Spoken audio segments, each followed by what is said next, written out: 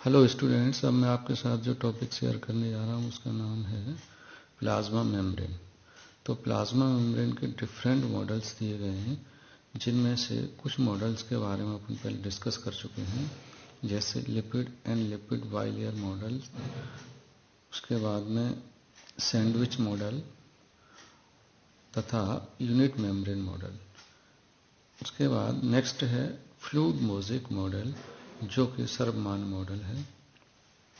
इस मॉडल को जो है प्रतिपादित जो किया था वह है सिंगर एंड निकोलसन ने किया था 1972 में।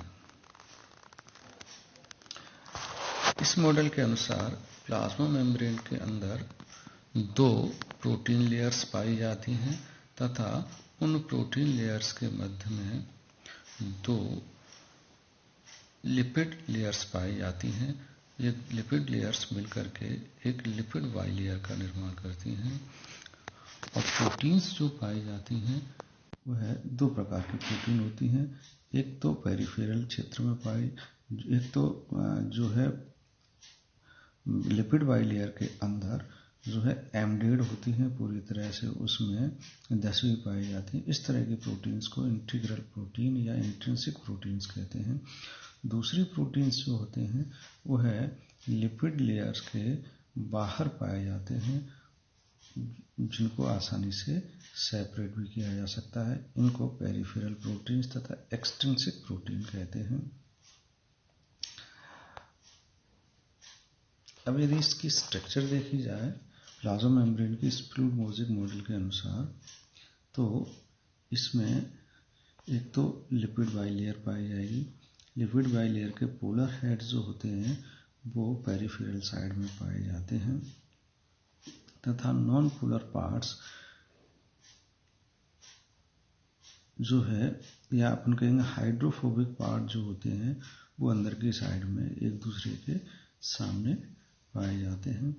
इंटीग्रल प्रोटीन जो होते हैं वो पूरी तरह से इसके अंदर धसे हुए पाए जाते हैं।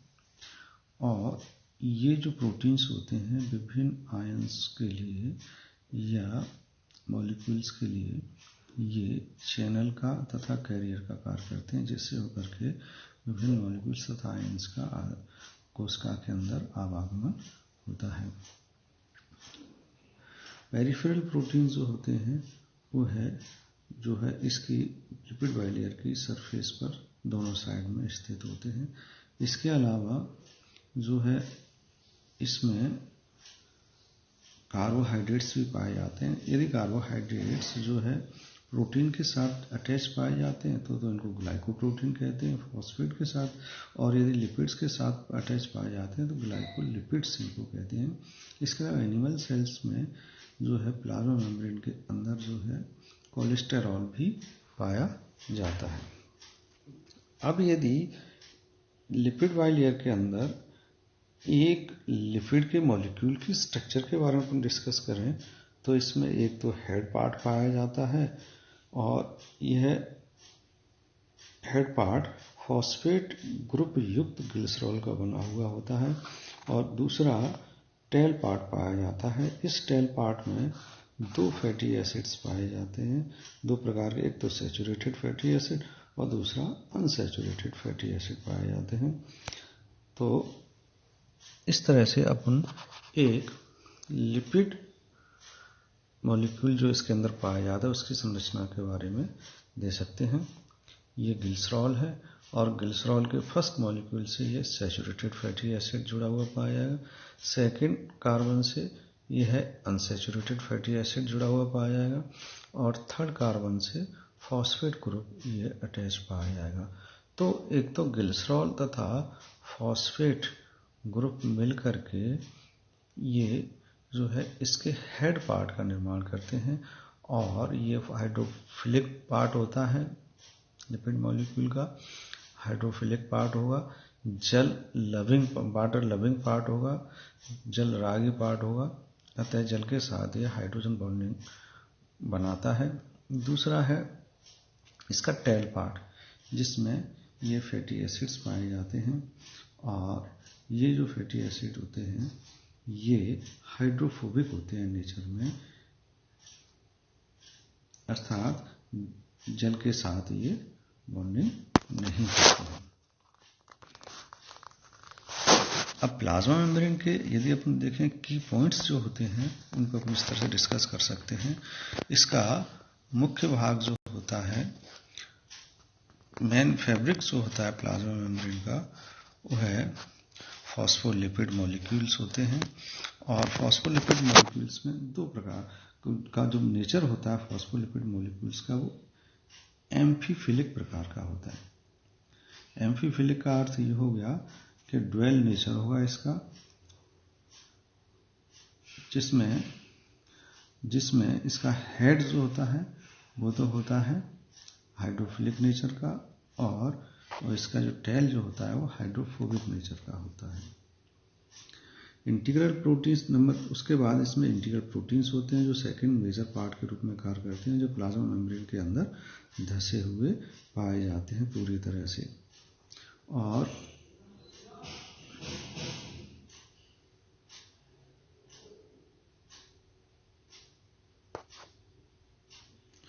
ये इंटीग्रल प्रोटीन्स जो होते हैं ये इनके जो हाइड्रोफोबिक भाग होते हैं वह जो है लिपिड बाइलेयर के अंदर धसे हुए पाए जाते हैं, तथा हाइड्रोफिलिक पार्ट्स होते हैं वो बाहर की साइड में पाए जाते हैं। इसके बाद में कार्बोहाइड्रेट्स भी पाए जाते हैं, और ये कार्बोहाइड्रेट्स जो है हमेशा इसकी एक्सटीरियर सरफेस पर ही पाए जाते हैं प्लाज्मा मेम्ब्रेन के पर। और प्रोटीन के साथ ये ग्लाइकोप्रोटीन तथा लिपिड के साथ ये ग्लाइकोलिपिड्स का फॉर्मेशन करते हैं। तो प्लाज्मा मेम्ब्रेन के जो मेन जो कुछ लक्षण हैं वो इस तरह से, एक तो ये एम्फीफिलिक नेचर होता है इनका, क्योंकि इनका जो सरफेस वाला एरिया जो होता है इसका वो हाइड्रोफिलिक, उसमें अमाइनो एसिड्स तथा हाइड्रोफोबिक जो होता है, एम्फीफिलिक जो नेचर होता है उसमें क्या होगा कि इसके प्रोटीन्स जो होते हैं वो पेरिफेरल साइड में प्रोटीन का जो भाग होगा, या अपन कहेंगे इसका जो लिपिड्स मॉलिक्यूल का हेड पार्ट होगा वो हाइड्रोफिलिक नेचर का होता है। और दूसरा जो हाइड्रोफोबिक नेचर जो होता है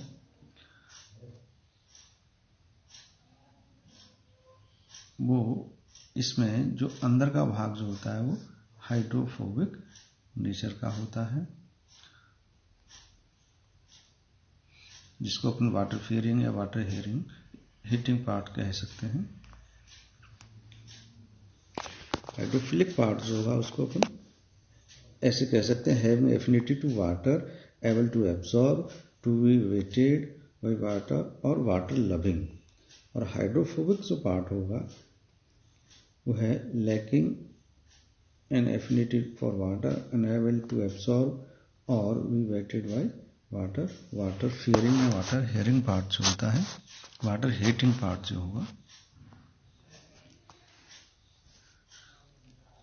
तो प्लाज्मा मेम्ब्रेन के अंदर जो मुख्य कंपोनेंट्स पाए जाते हैं उनको अपन इस तरह से दे सकते हैं।